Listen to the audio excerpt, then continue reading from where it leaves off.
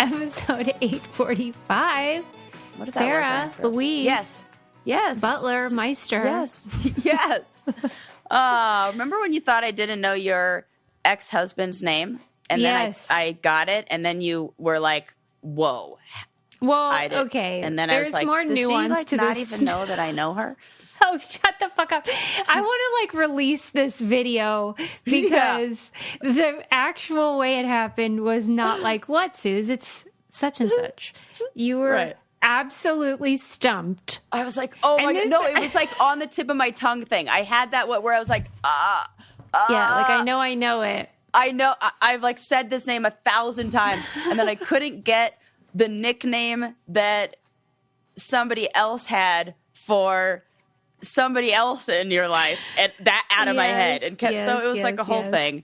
Yeah. Well, what happened was I had said the name of her ex-father-in-law and her ex's current baby child's name. Yes. And I had an edible an hour before that, and so I very was important. Really impressed with my own mental agility and acumen. And then I realized, wait a minute. Yeah. I bet you she can't even name my ex-husband. Like, there's no... Right. And I feel like the only reason you even got there was because that chat and that girl I was right. Name. I was right there. And the last name wasn't in the chat, and I knew that. But that's what sparked it. I know, that's what I'm saying. Name. It was in my brain. I just needed the I knew it was in there. I never doubted that. Yeah.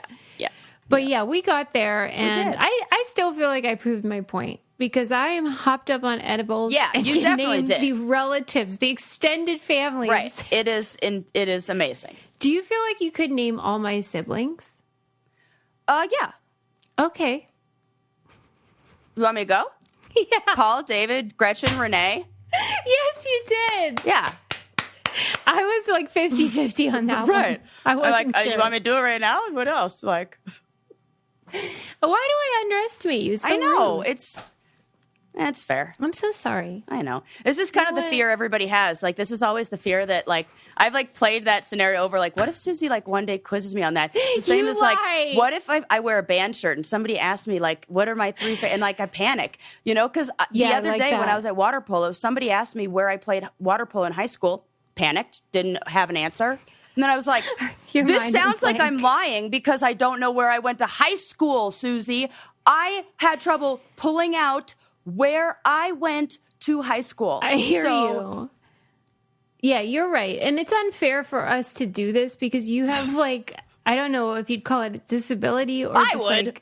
Like, especially under pressure sometimes it can be hard. So I apologize. I stand corrected. I underestimated you. Thank you. And I didn't give you enough credit. Well, you know what? I live for. You're like, I love where this is going. Yeah, this is so far my favorite episode. Right, because it does take a lot for me to be like, fine. Right. Like, you knew it. Damn, I tried. But I guess we will win a newlyweds game.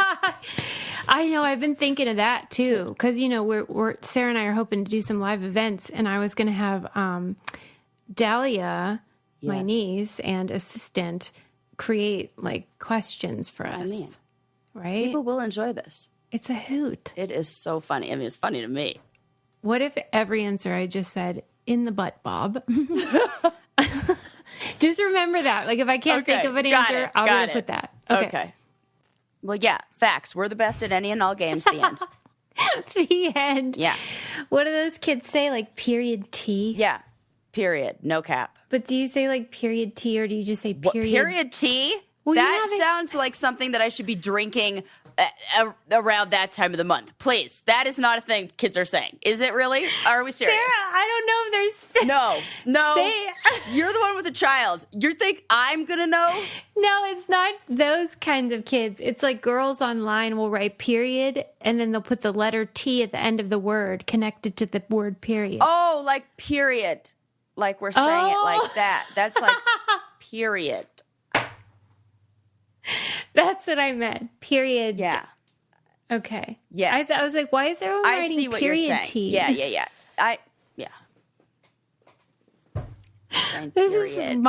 This is rock bottom for me. No, how did you know that's what they meant? I think that might be thing. If you are privy to Black Twitter, you might know a little more about that. But how I can understand because that's who I'm talking about. But yeah, how would you know how they say it? Because I'm on Black Twitter. But you can't hear them. Yeah, but I can. I have heard. You know the tone. You know what they're saying. Okay, yes, I've heard people use this. Susie, Period. I listen to hip hop music. I know. I stopped listening after like Motown's heyday, and then everything went to hell. All right. I'll tell you what didn't go to hell. And that's my finances.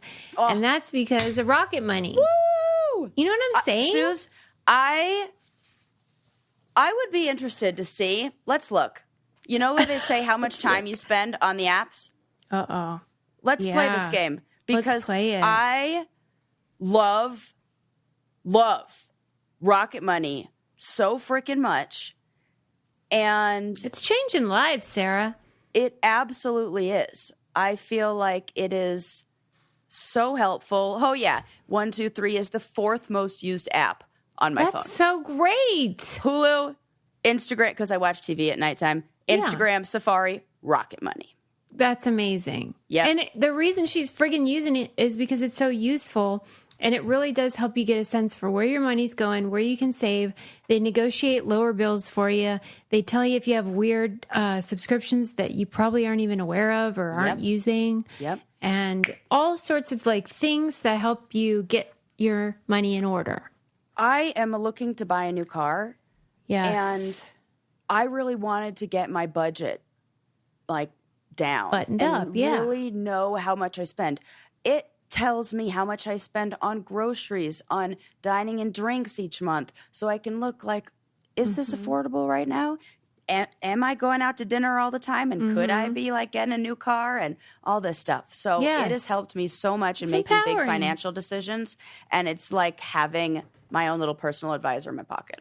Yes, they have over 5 million users and they've saved a total of 500 million in canceled subscriptions, saving members up to $740 a year when using all the app's features. Stop wasting money on things you don't use. Cancel your unwanted subscriptions by going to rocketmoney.com/braincandy. That's rocketmoney.com/braincandy, rocketmoney.com/braincandy. It's always funny when people don't think we actually use this stuff. Oh, that's why I had to put, I'm like, last night I was on there for a long time because I love categorizing things. I love when it says that, you want to add a category to this? You want to make this tax deductible? Would you like to apply that to the other 25 transactions that also share this same name? Yes, I would. Boom. I am so ready for tax season. Fucking do this shit. Okay. Oh, yes. Pumped. Okay, I'm excited. All right, let's get into it. Did you know that there's a Baywatch documentary out? Oh my gosh. No, and I have to watch it. Remember? Oh, I remember. Yeah, I have personal beef with a Baywatch babe. Okay, so I texted my sister Gretchen and I was like, I'm so excited for the Baywatch documentary. And she goes, yeah, especially now we found out that Hobie sniffed all their bathing suits. That kid was in there sniffing Pam's. He was a pervy weirdo. Okay. Well, he was 14. Makes sense. They're all pervy weirdos. But yeah, that's true. That is so true. So if you didn't listen to this episode, Sarah at one point a couple years ago revealed that she had an encounter with Hobie. Yes. His name is like Jeremy Jackson or something. Yes. And if I remember correctly, it involved negging you for your weight. Yes. Tell me what happened. So we used to go to the same, I think this was a 18 and under, like 16 and over club, because I was not 21. So it must have been either 18 and over or something like that. We were both. Or a crime. Or, one of those two. Yeah. So we're outside. I know that this is after it's closed and everybody's kind of hanging out. I can remember this. I even remember where I was fucking parked. I remember my black Volkswagen Beetle that I had that I got into that night. Like, to this day. So we're outside and we're standing in like a group and he's there and he's like, I don't know, talking to some other people. And he looks, and I'm maybe like 4 people away from him. And he looks over at me and he goes, how much do you weigh? And I was like, well, and I think I said. Oh my God. I could see you doing that. Yeah, because I would do that. That is, I would, in this moment, that's my instinct. You don't have to say it, but do you remember what the number was? I'm sure, I know that at the time I was around like 175, 180. Okay. And I probably said 150. I remember that being like my go-to, like, yeah, we're just going to put it at that. Okay, go ahead. Know? Okay. And which is so sad, so silly, because at the time I was playing water polo, and that was, now looking back, I know, I remember what my body was like, how strong I was, what I was able to lift. I was solid fucking muscle. My legs were just tree trunks, which is why I did so well on those final challenges and everything, because I had just muscle there. Yeah. It's all since gone away after the pandemic and a hysterectomy, but we're getting it back. So I just had to throw that in there. Anyways, he says to me, like, how much do you weigh? And I lie and say 150. And he goes, okay, yeah, because I'm like talking to this one girl and she said she's like, and they gave like a number, and he's like, because you're like about my limit. You're like about what Sarah. I would like, you're about like, right. And I was like, did he think that was a compliment? I think so. I really do think that he thought that was going to be what, and I think I even remember at the time being like, I was going to say, were you flattered? Yeah, I think I was. I think it worked. I was like, all right, well, on the limit means I'm not out of the equation. All right. So you're saying there's a chance. Saying there's a chance. Yep, it was like that. So that is my Jeremy Jackson story. Him. Well, so then me. you just, that was the end of it? I have like a 1 degree. It is so fucking weird. It's great. Why? I love it. The people I used to hang out with in the days in LA and in South Orange County. It's a really good thing I didn't live out there during like from 16 to 30. I would have eaten you alive out there. I would have gotten into a lot of trouble. Oh, so much trouble. Ugh. Oh my God. Okay, yeah. so you had to be a little bit like rough around the edge, like yeah, and I was not. Yeah. To be from the valley. During the docuseries, which how great that it's like 4 episodes.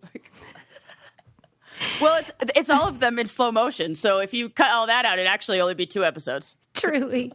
Like when I'm watching it, I was like, the same reason that I'm watching the Baywatch documentary is why anyone ever watched Baywatch. I was like, look at their boobs, look at their bodies, look at their muscles. Right. They're just so pretty. CJ. I loved that she had like a boy name too. I was like super into that. Yeah. I was really into girls with boy names. I had a counselor named Bo. Hello. Hot.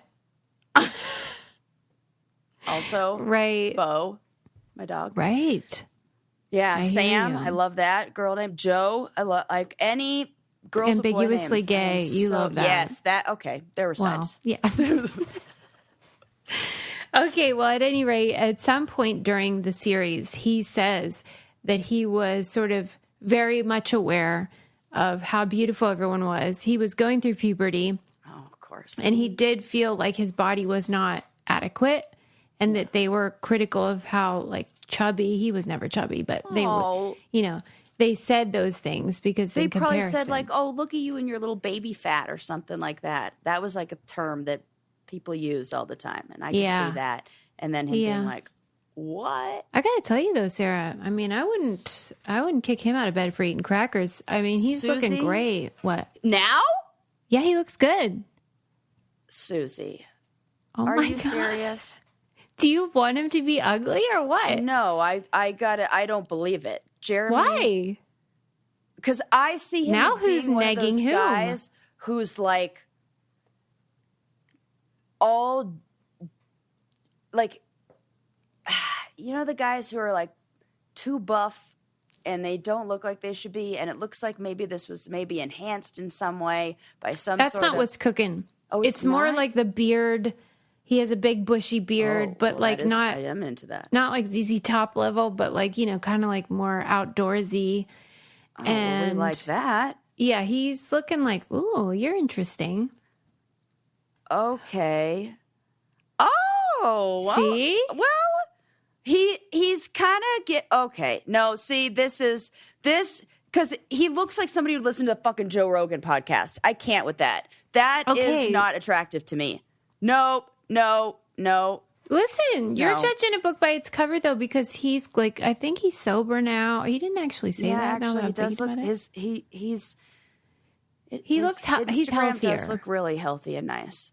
Well, aside from Hobie, I would still recommend the docuseries, A, because everyone looks great and it's fun to see their boobs and stuff. Yeah. But also because it's just it's actually, as we always say, similar to The Challenge, right? Where like Baywatch was the #1 global show. Yeah. Syndicated up the wazoo, subtitles in every country, and then like the actors were given like $300 US. Or whatever. What is the deal with that? Was it a time, like an era of television? They pulled the same shit they did with us. Like, it's exposure. Like, you'll make your money on the back end. What? That's crazy when you are the actual star of the television show. There is no back end. That is you are. I know, that is front crazy. Of the camera. That's. I guess they started to realize like what a juggernaut it was. Yeah. And then we're like, well, if you don't want it, someone else will do it. Oh. And that's how the challenge is. Yeah. And they're right. It's just unethical and kind of gross.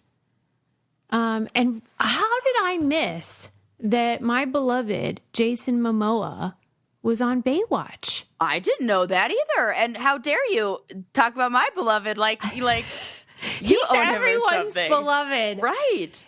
My ideal man is somewhere between Jason Momoa and Larry David. Susie, you and me both. That's the perfect guy. Yeah. I feel like I remember when I had like submitted some like matchmaking service a long time ago. I remember that. Like, who are my ideal guys? Yeah. And he was on the list.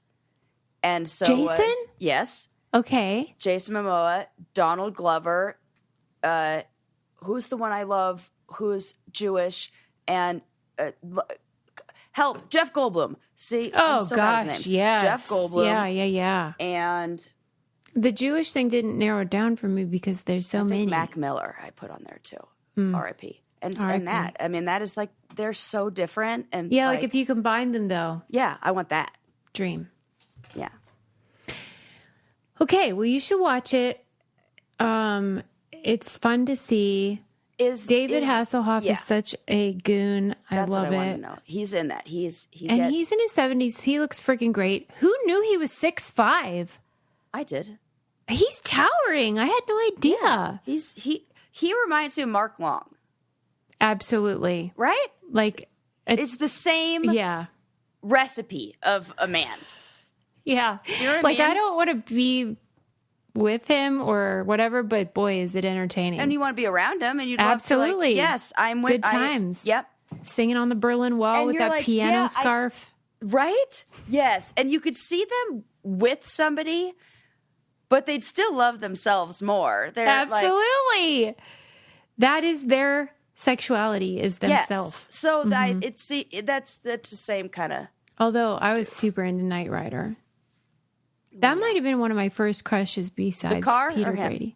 Him. I was not into Kit, but I like that he had Kit. Yeah. And that what leather was it? jacket. Was it the leather jacket? Yeah. Yeah, and he was so in control, Sarah. Yeah. See, I felt like that about MacGyver. Yeah, Richard Dean Anderson. I was What's that guy doing? You could fit. And I kind of felt like that too about Walker, Texas Ranger. Oh yeah, Chuck Norris. I used to watch that, Chuck Norris, and I was like, I will feel safe with this man. That's what I was telling Adam. I was explaining how, because he was asking me if I liked any parts of traditional gender roles.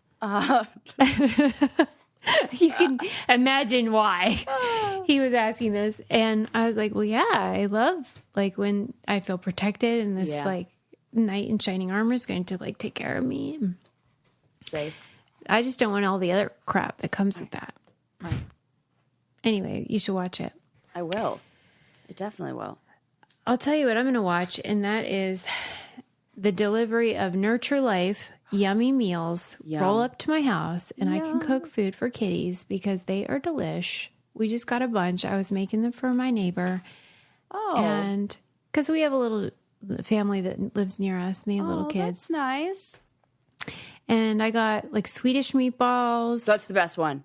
It's the best. Those Swedish meatballs are so good. I mean, delish.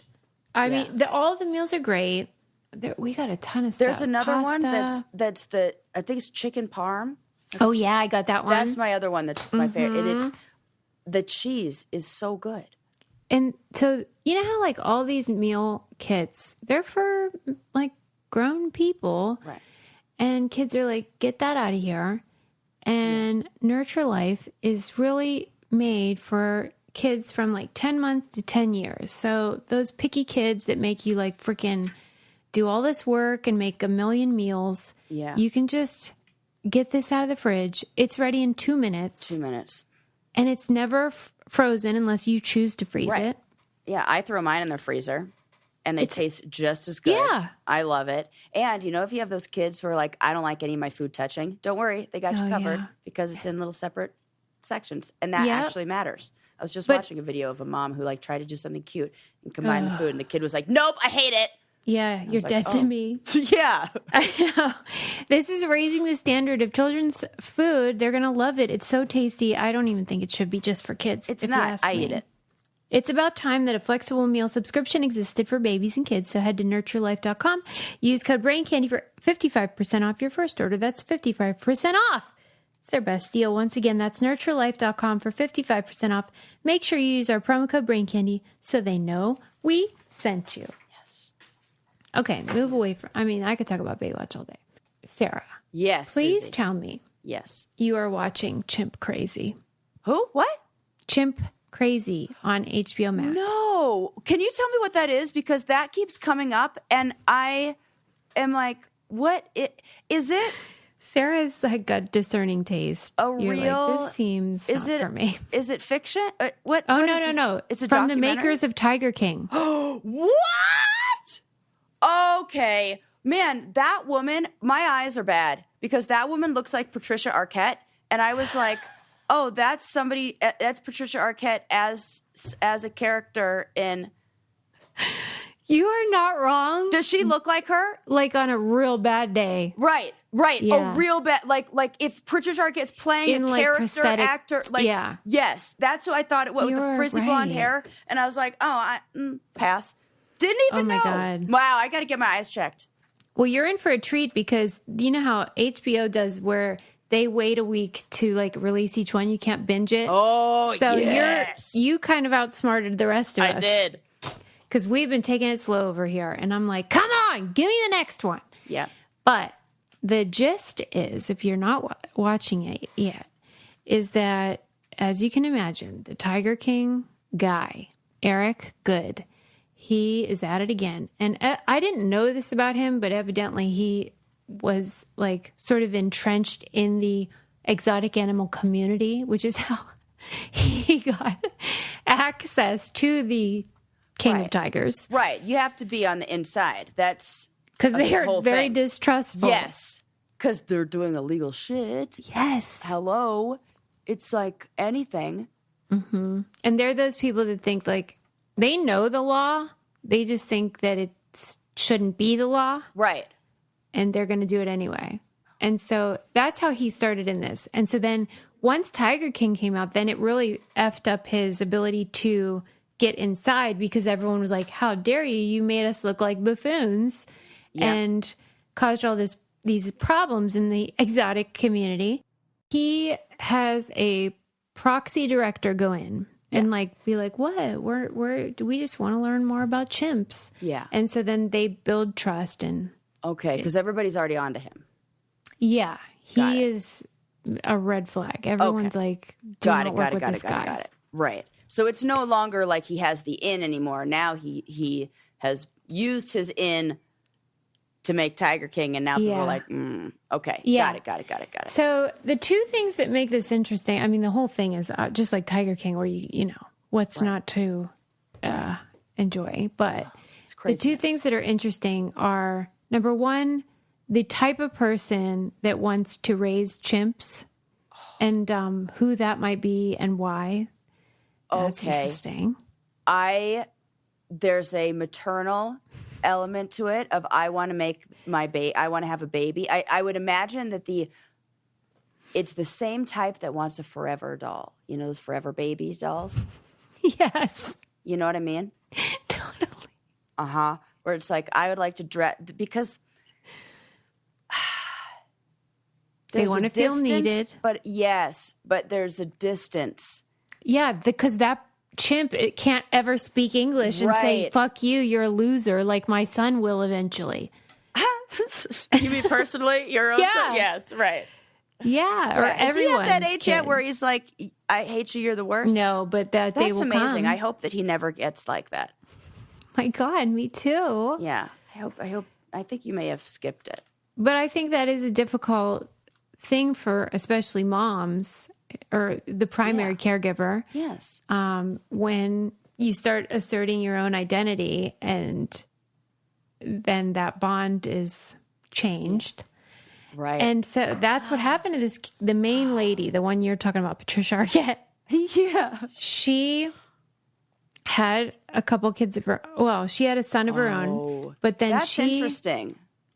She says she loves the chimps more, though. Oh, could you imagine if you were these children? Oh, that some therapist is could buy a summer home. Yep. With this. Yep. God, and she foster parented 75, I think, kids.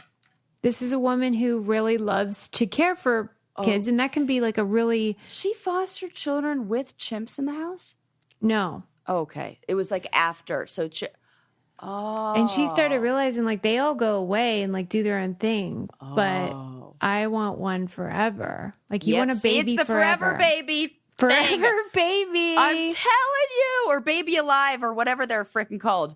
Mm-hmm. That is the same vibes I'm getting. And they never tell you you're a loser or like criticize you. Okay. Yeah. There are elements of that can be therapeutic but when it crosses over into now you are pathological. Yes. Yeah. That this is now a problem. Mm-hmm. And dangerous for so many things. Well, that is the thing. Those cute chimps in their little diapers and riding bicycles and stuff. Well, those bastards hit puberty, and next thing you know, they're ripping your fucking face off. Right. That I heard that. I know that story. Yeah. That I remember that. That is horrific. Planted in there from my childhood. That when that happened, I must have been about 8, 9, 10, something around that. Like, yeah, I really remember. And it was the same time, not the same time, but my mom has a friend who in their neighbor lived right down the street from her, Lisa. And shout out to Lisa. I almost said her last name, but I'm like, I won't call her out like that. But she's just a victim in the story.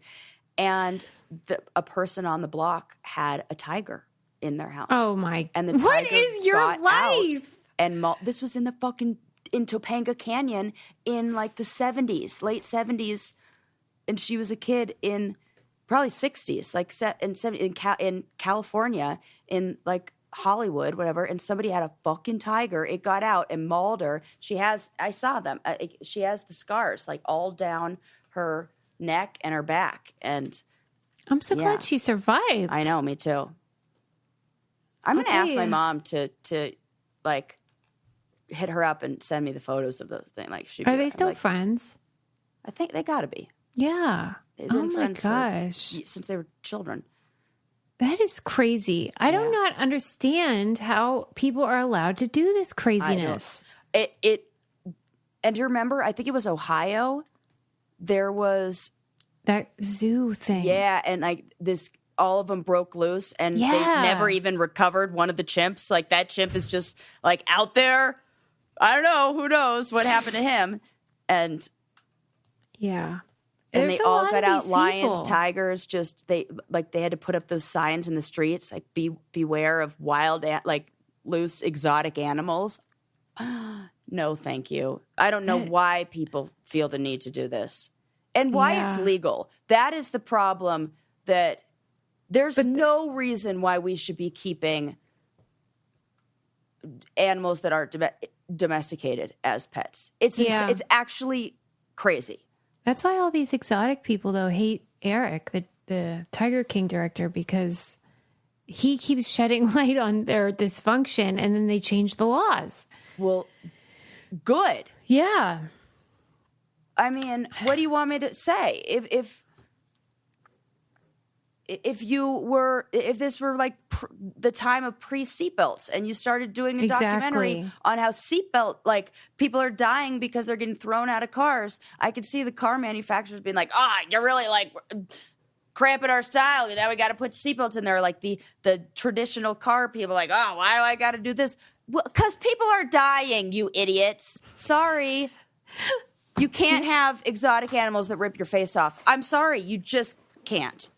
When I was a kid, my grandpa Meister, he, when they were done with their car, they would give it to us. So like we would have all these old jalopies, and he would have gone in and ripped out all the seatbelts because he hated them so much. Okay, see, I knew there were these guys out there.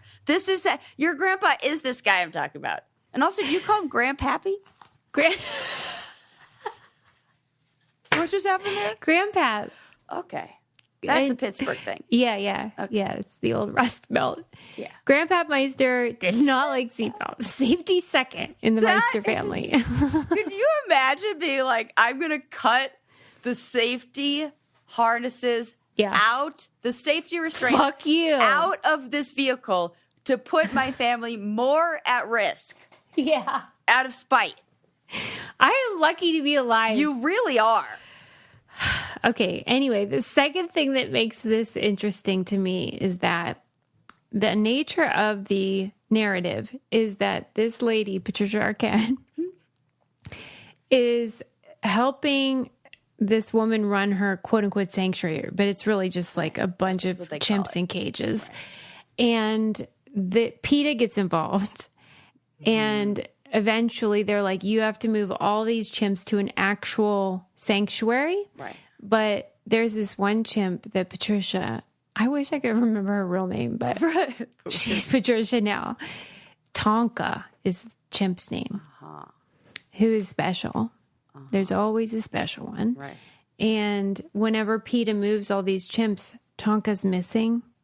And Patricia says he's deceased. Oh, yeah, right.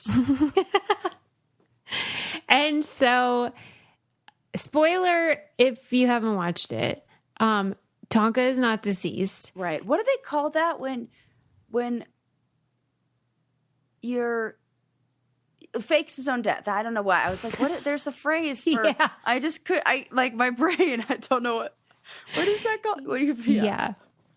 And I kept on wanting to say insurance fraud, but that was not. Yes, close though. And so the director, Eric, had to make a decision. Am I going to just document this and not get involved, or am I going to turn her in? And so that's the kind of interesting part to me about the film in terms of ethics. It's like, what is the ethical thing for a documentarian to do? This is like the forever debate. Yeah. And so what do you think is the right thing to do? You know what? When it comes to animals, intervene. And kids. And kids. Mm-hmm. Yeah. And the vulnerable parties. If it's like, it would be different if it's an adult, like.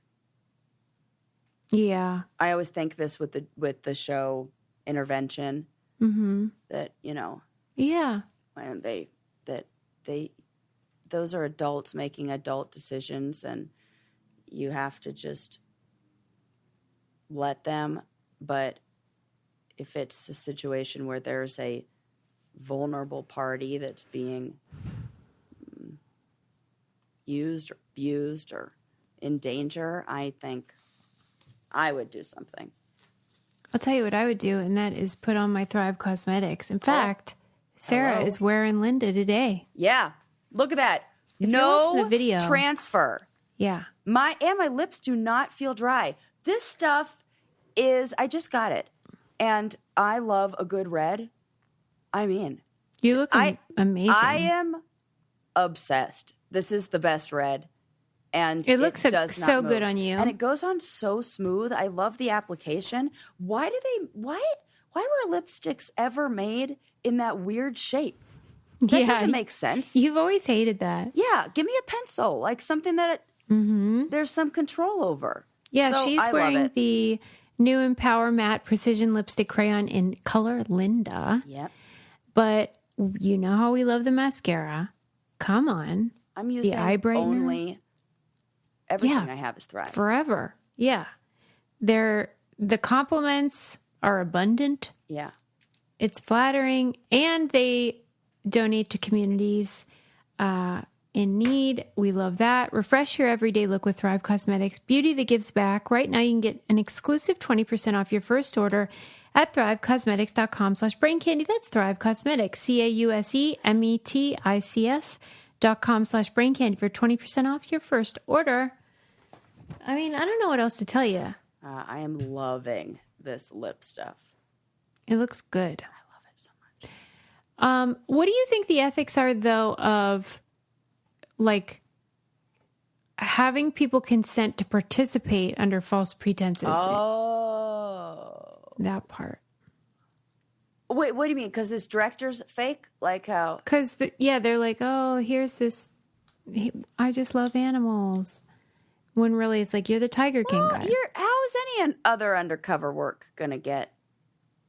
I don't think that most people see documentaries as Right. undercover. I don't either. But it's not, false pretenses feels like legal jargon. Like if you're doing a sting operation or something. Entrapment. Like that. Yeah, that's not language that, there's no contract you're going into with people, because people are allowed to lie all the time. If that were the case, then you could be like, well, I'm going to, my partner who said they were, I don't know, X, Y, and Z, like did whatever. So you think everything in life is a false pretense? I think that there's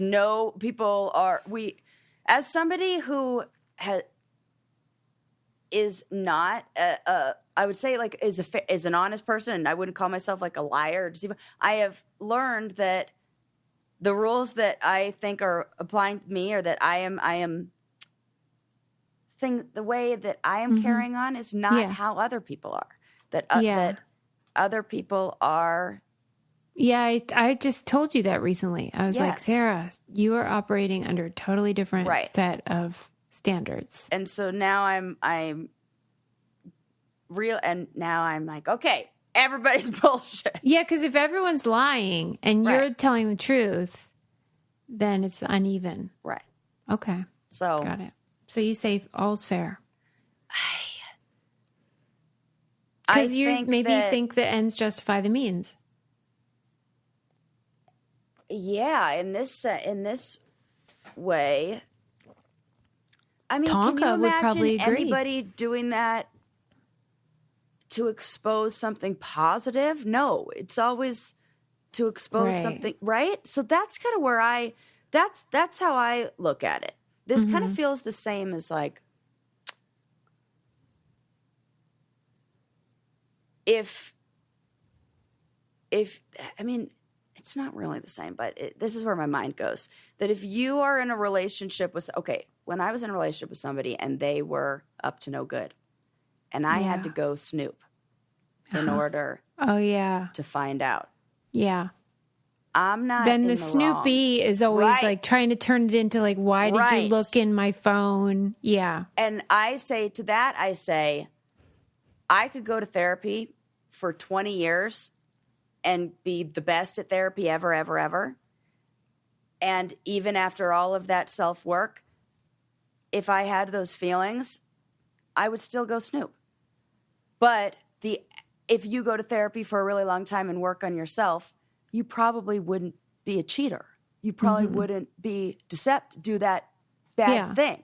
So that's how I look at it. Is like that person is doing something unlawful, You're illegal. exposing something that is like revealing their like deepest insecurity, right? Yeah. Is that what you're saying? Yeah. So I think that it kind of like the ends justify the means sort of thing. Like that if you're having to do something, like if you were just running around being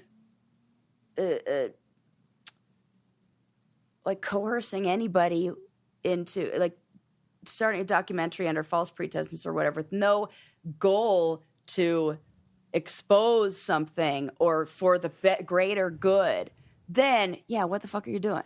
Mm-hmm. But if it's to ultimately I see. So you're saying you must be duplicitous you have to play their game. Yes. Yeah. Yes.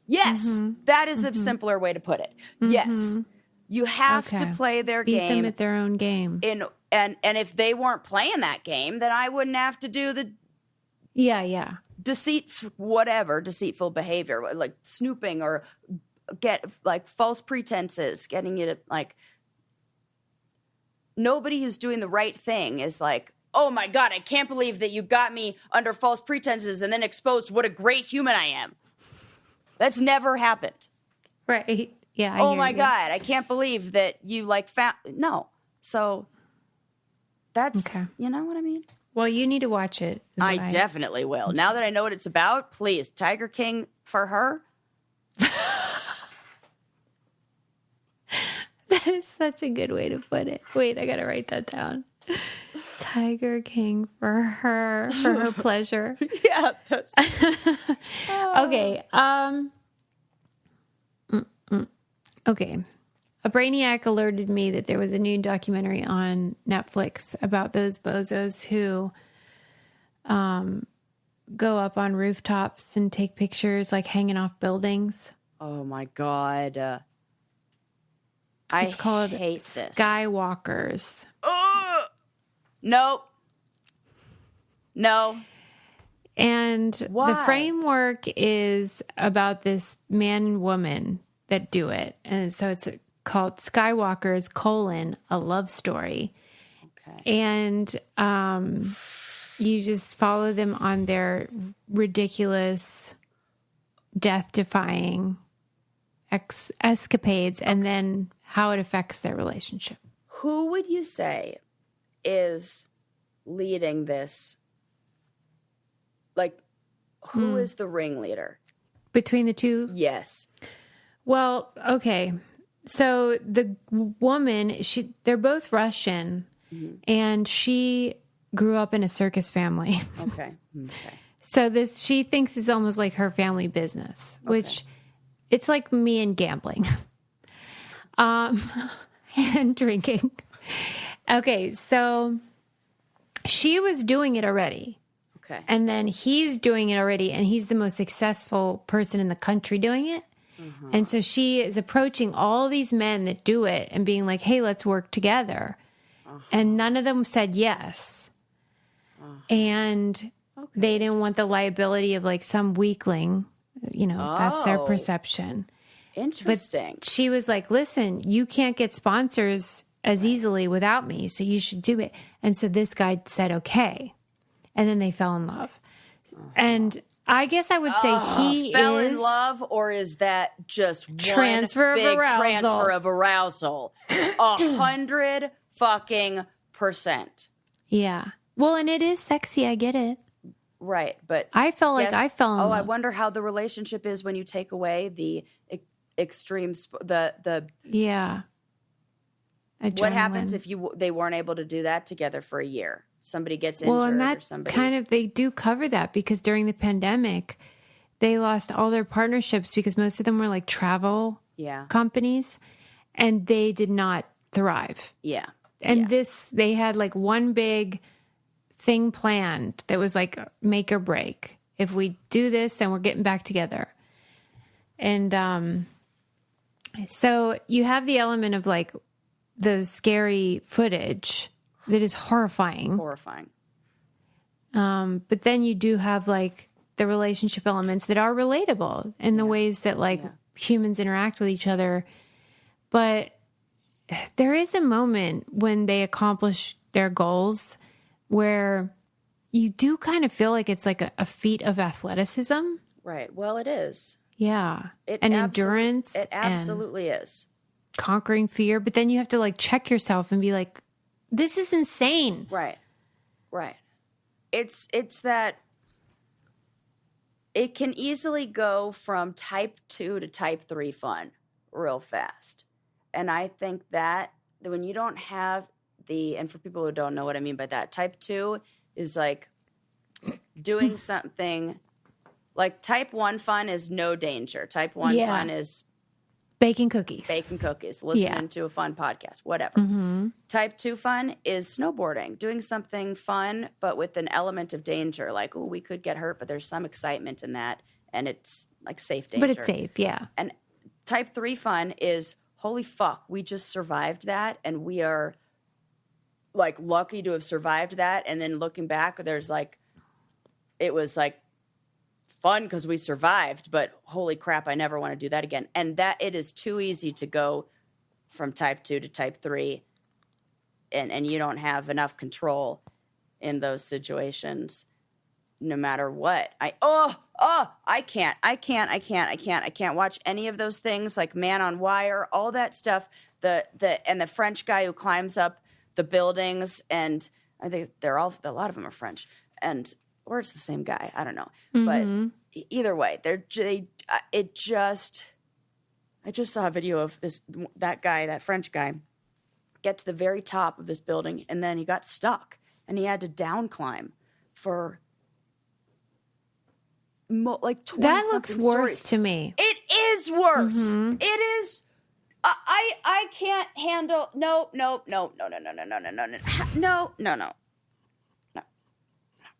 I can't. Well, yeah, because everything in our bodies and minds says this is unsafe. Do not do this. And those clowns push through it. I've even heard that is, so when you get to an edge and you have this fear, that wave of like, what if I just jump off? And that feeling? Yeah. That is biologically in there to remind you that you shouldn't. That we have become so comfortable with the edge and knowing that we won't, that our brain needs to refresh our memory that it's scary, that it needs to like let us know. It's almost saying, what would you do right here? Let's just double check. And it gives us that information so that we can confirm that we are safe in a weird way. Yeah. And it's like, don't do that, remember? You're like, oh, yeah, well, obviously. Like, okay. And the brain's like, whew, good, just checking. I'm like, I didn't need that, brain. But that's what it does that. So. Yeah, I wasn't good at jump. Right. And I'm like, I don't want, it is in there to not be close to edges. And those people are messing with what's right. I'll tell you what's right, and that is taking vitamins every day. And that's what we do thanks to Ritual. I love it. Do you see my video of me filling up my vitamin thing with my Hyacera, with my probiotic, and my daily multi? And I have been on that. I never forget a day also because I get, reminders from all the little robots in my house and everything. Yeah. But it is, I feel so like I'm crushing adulting. Yes, and you when are. I take my vitamins every day. Yep. And we've been doing this for like 9 years, I know. Sarah and I. And yes. I am able to do it because they taste great. It's not those gross kind. And they don't make my stomach upset. They have the Hyacera, which is great for skin. I'm on the skin journey, so that's important. And then, of course, the protein. It's all great. Start Hyacera to help minimize wrinkles without compromising on clean science. Hyacera from Ritual is a clinically proven skin supplement you can actually trust because they have third-party verification. Yes. Get 25% off your first month for a limited time at ritual.com/braincandy. Start Ritual or add Hyacera to your subscription today. That's ritual.com/braincandy for 25% off. I love their stuff. I do too. The best. I expected a little bit more of that vibe that we got though from Free Solo, where it's just like the adrenaline addiction, which I think is a real thing. And if your brain chemistry is different, you need more to get that feeling. It felt more to me like people, it's very relatable. The feeling of you want to matter. You want to do something special. You want to do something other people can't do or don't do. Totally. More of that vibe than sort of like, let's jump off a building. Okay. Yeah. And like that is relatable because I've always wanted that. I want to be extraordinary and excellent. I think, Suze, I think there's a lot to that you can get really deep with that. I was just reading an article about how we have a decline in the population and the number of people who are choosing to have children is at its lowest it's been in a long time. And this is like globally it's happening. And the article was talking about how the change in meaning, that what brings people purpose and meaning, that for a long time there was this belief that kids were that one source, almost only source of meaning. And now we've expanded the ways that we can find meaning in life. And it's almost like with the growth of the wellness industry and the like self, like identity and what life do I want to live? That this is kind of a result of that people chasing meaning. Do you think that that's good? I think it's good, but there are unintended consequences for anything that things that we don't think are going to happen. Well, it wasn't just kids though, Sarah. I mean, it's the decline in participation in religion as well. Yeah. People used to get a lot of meaning from these religious philosophies and the community of your religious tradition that is now just like an empty hole in your heart or whatever. And we need that. We need meaning. We need connection. We need community. Yeah. And I can see people finding that in fringe groups and in extreme, going extreme behavior. Yes. Mm-hmm. So I think it all kind of ties together. I get it. I guess I expected more of judgment on my part when really I was like, okay, this is extreme and I can't imagine ever wanting to do this, but like I can see what drives somebody to do it. Relatable. Okay. Because you want to be special. Yeah. I did not find that when I watched like Man on Wire and that. No. Or like the Alex Honnold Free Solo. That felt like a drive, like a compulsion almost. You know what I mean? Both of those felt more of like a spectrum situation. Yeah. Like, which is not relatable to me. Yeah, right. Okay. I think you're right. Yes. Interesting. Ooh, I can't wait to watch this now. Yeah, it's really beautifully shot and it is terrifying, but it's cool. It is. I hate to say that because I thought I was going to be judging not just them, but like the fact that they even made the film felt wrong. Yeah. Okay. This is a surprise. So see what you think. See what you think. All right. I love that. Okay. Next up, thank you to the Brainiac who sent me the following story. Oh, it was Christy, actually. Remember Christy went to the, what would you call that event? We went to the we were supposed to be there like as reality people, and then it was like us and Mr. Belding. They called it like Reality Bash or something like that. And God bless Christy the Brainiac. She was there to support us through that nightmare. At any rate, she sent this to me. A doctor was reprimanded for performing too many digital rectal exams. Get out. Stop it. He was like, I got a specialty. I'm just really good at this. When you're good, you're good. You know Sarah. what? They say when you love what you do, you never work a day in your life. I'm dying. That might be my bet. That might be the best one. I think you're right, Sarah. I think that's what was cooking here. Oh, that is very funny. Yeah. Okay, so the deal is... This is like a foot fetish. This is like a guy working at Nordstrom's shoe department. What's wrong with this? It. What? You don't... Why is that different?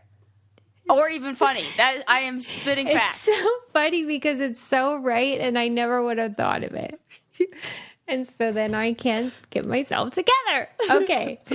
So the deal is that this doctor, somebody called in like a complaint. I don't even know who you complained to, but they were like, they have had it up to here.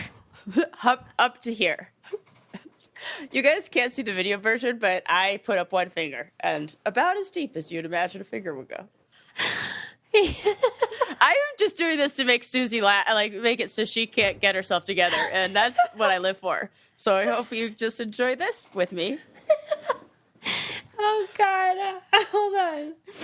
Okay. So they decided they had to reprimand him, and that's a quote, for performing frequent unnecessary digital rectal exams and using an outdated historic technique with the patient lying face upward. Face up? Face up? Oh, face up and then legs up. Like us. Like the old pap smear position, right? Guys, I've lost her.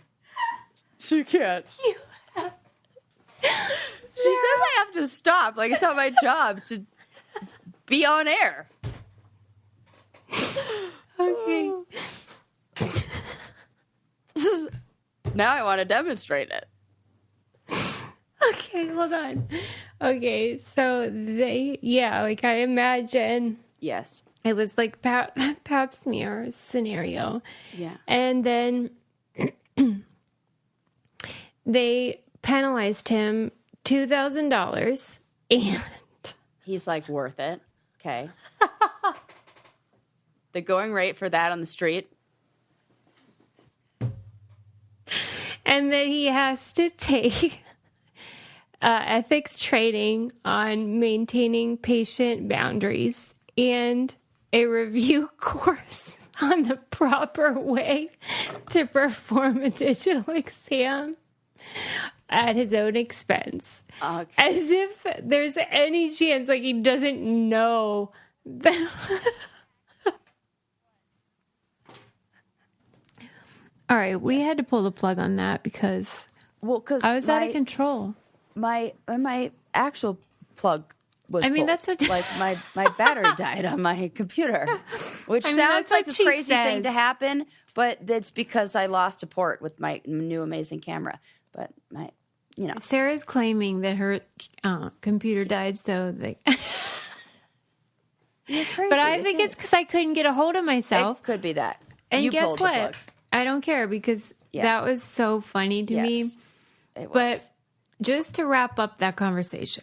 And like, I have to, all jokes aside, that is sexual assault. I mean, it is funny because we know that this is the show that's the number one for your number two stories. So we have to make a joke out of it because it's funny. It's not funny that this happened to anyone. It is really not funny that there is a doctor who is taking advantage of people in this way, especially when they're going in for something and then getting the same thing that they're going in for in a different package, Like, that is not the right way to do that. And that's really preying on people's... Oh, excuse me, I just burped because I'm drinking wine. So, they're preying on people's in their most vulnerable place, and doctors should not be doing that. And the fact that he didn't lose his license is crazy. That only $2,000 fine is nuts. No, he did. I think, let me see. No, you said right. $2,000 Yeah, he just fine, got reprimanded. and he had to go to those classes. Yeah, you're right. That's sexual assault. You should not be. You should not be practicing. Well, they investigated, and maybe they didn't conclude that it was assault. It was just like excessive rectal exams. Like okay, I see. You're right. Okay, so then I feel a little better about making a joke about it. It's so hard for me to accept, right? That someone would be like, you know what I want to do right now? Stick my fingers in a stranger's butthole. That's a power thing. That I think it also is power. That's power. You're right, we know Sarah. That. You're right. This is power, and then that's why it's abusive, and that's why he should get his license taken away, because at the end of the day, he's a predator with a fetish. Okay, listen. A preference. I know that Sarah is really nice, and she does not like to make jokes about serious things, but that, for the rest of us, is a coping strategy. It's also for me.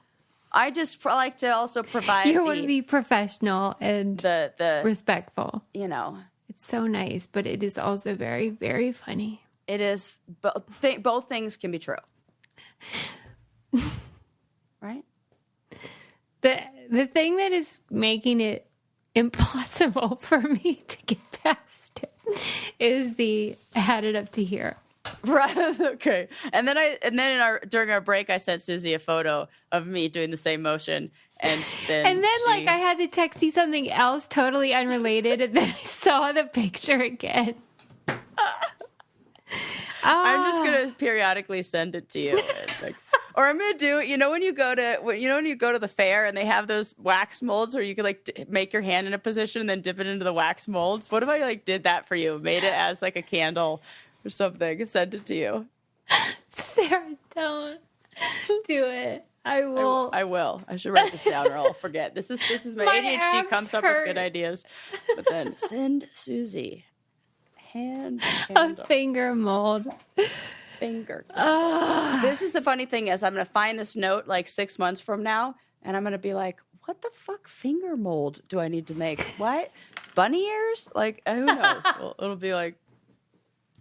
All right. Listen, thanks for the laughs. Okay, so we talked about the Baywatch documentary, which is easy watching. Then and Chimp crazy. Lady.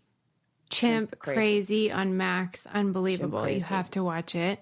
I honestly thought it was a TV, like a that makes it even funnier. Right. Well, I thought it was the story of the woman who got her face ripped off as played by Patricia Arquette, which I'm sorry, but this should still get made and she should still play that woman. I don't even know what that woman looks like, but I'm thanked that this would be very funny and good and great. You're so right. I know. Yeah.